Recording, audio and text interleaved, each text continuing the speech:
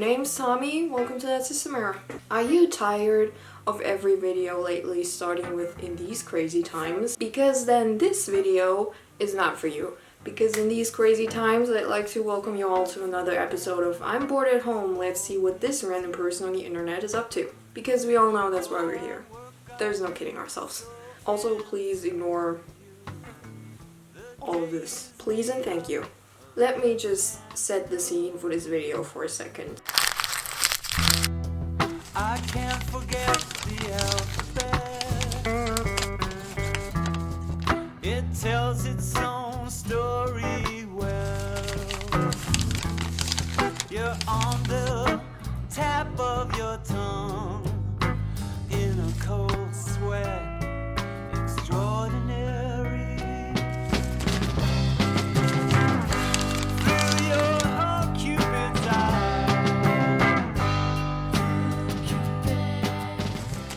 Because of, the current situation, I can't really go out and get inspired, look at spring decor and all that fun stuff that I usually would be doing around this time of year, just to find out that everything is in pastel colors and I don't like that anyways. This, as we've all probably established by now, is the perfect time to do some home optimization, however that may look like for you. And in my case, doing random ass non-productive projects because I'm an adult and I can. So we're gonna make something similar. Or I will. You will just watch my misery unfold. One thing I definitely realized during the time of this project is that I had quite the massive origami face, and I totally forgot about it for some reason. So naturally, I thought about doing cranes, but then I realized I never liked them. And let's be real, they're too mainstream to be on brand for me anyways. Also, cranes just kinda came out too small with the paper I had on hand. So I went on this big search for the right bird. First thing I did is actually get out the book that I used mostly when I was undergoing my big origami phase, which is actually my mom's, and I'm pretty sure I made every single thing in there at some point. But it didn't really have any bird that I liked for this project, so thank fuck we have the internet now. Finally, I decided on the hummingbird. I like the shape, it has a nice profile and quite the 3D body, and I think they'll look great when they spin around.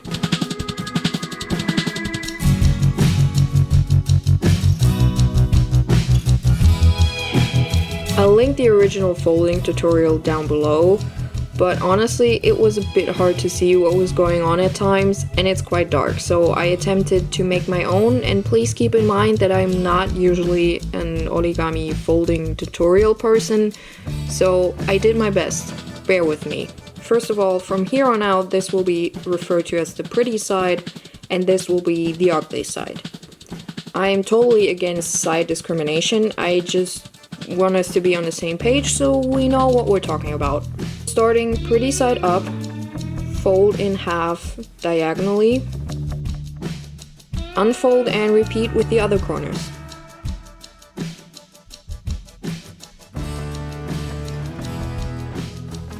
Unfold again, flip over onto the ugly side and fold in half. Unfold and repeat. Unfold that again and then take one corner and fold it in, folding the ugly side onto the pretty one. There's no real measurement for this, although I used the birds I had already folded because this is gonna make the tail. Once I had one where I kinda like the shape and the length of it, I just repeated that on all the other ones. And then guided by the folds you already made, fold it up like so. And then take this flap and fold its edge towards the middle.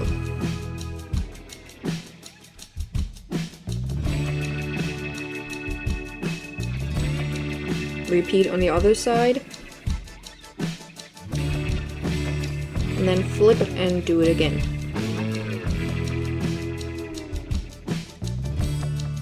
And you should be left with that stereotypical cartoon kite shape. And then fold that open and press it down to make it flat. Flip again, repeat.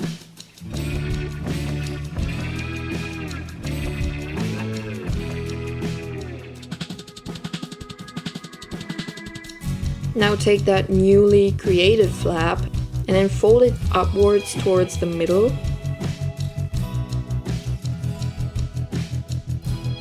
Repeat on the other side.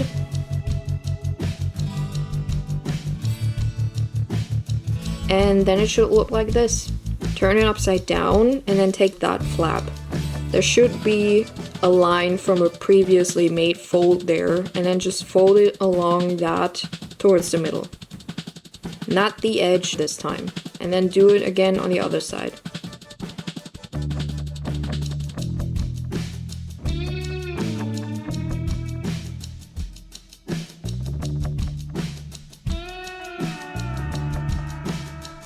This is what it should look like now. Open up the side of it. And then fold this flap upwards and in. I think professionals would refer to this as a valley fold, but don't quote me on that. I kinda like to line up the edge of what we just did with this line of a previously made fold. It's not really important, but it just kind of creates a nice shape at the end. And then we're basically doing the same thing on the other side. Fold open again and then fold it up and in. Once again, lining up the edge with a line from a fold previously made. I think this part is easier to see than to explain, but you basically kind of fold it in half along a line that goes from where this part meets the middle part to slightly above the little corner thing that is peeking out.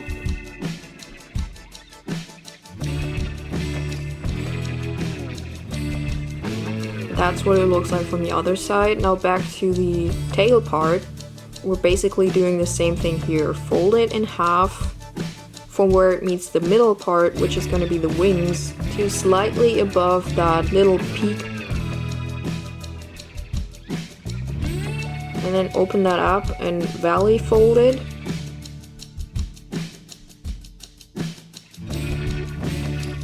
Open that up and press it flat to make the tail.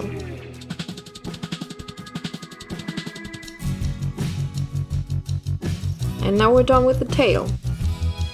Now back to the head. Valley fold.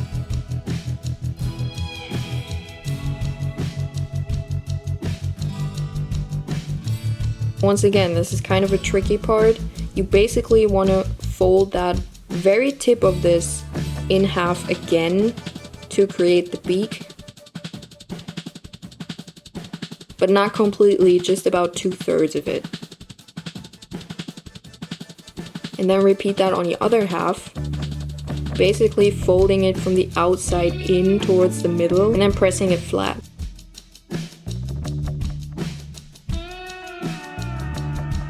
And the final part is to open up the wings. You might have to press down on the middle part of the body a little bit to make them stay out. And I like to give them a bit of a rounded shape. And then there you have it, a completed origami hummingbird.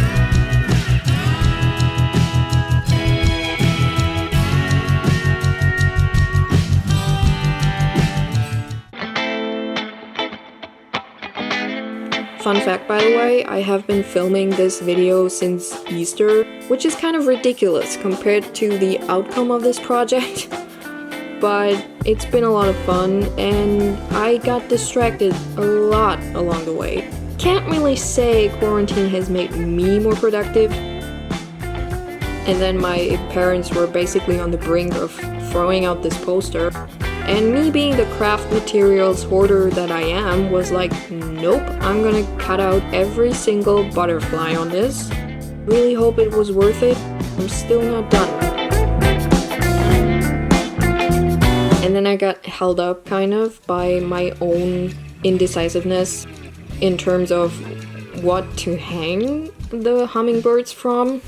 But I finally managed. I got some branches. I live on the countryside, okay? So finding branches is not the problem. Finding branches the right size and with the least amount of dog pee on it, that is a problem. But hey, I did it, and then I baked them to get rid of any germs, just to make sure. But they also kind of lost the moss-covered look that they had before. And I decided that I actually quite like that, so I painted it back on, and then I played around with the arrangement of how exactly I was going to do this. And then I realized it was getting way too big for the place I wanted to hang it, and changed it all. I used some thin clear string, and then basically wherever I wanted a hummingbird to go, I tied a little bead onto the string, and then poked a needle through the hummingbird. None were harmed during the making of this video, by the way. And then here's how it came out. I am actually really happy with it. Took me long enough. During my research for this project, I found out that taking their size into consideration, hummingbirds are actually the fastest vertebrate in the world, which is badass, and it reaffirms my decision. While I was kind of deciding on the logistics of how I would actually hang this, there was just this swarm of birds sitting on my desk, which has never been an ominous sign since like ancient times or anything. And still, the big one, really big one, that I got my inspiration from is the dream. But I like hummingbirds better than cranes. My paper is cooler and my branches are too, so take that.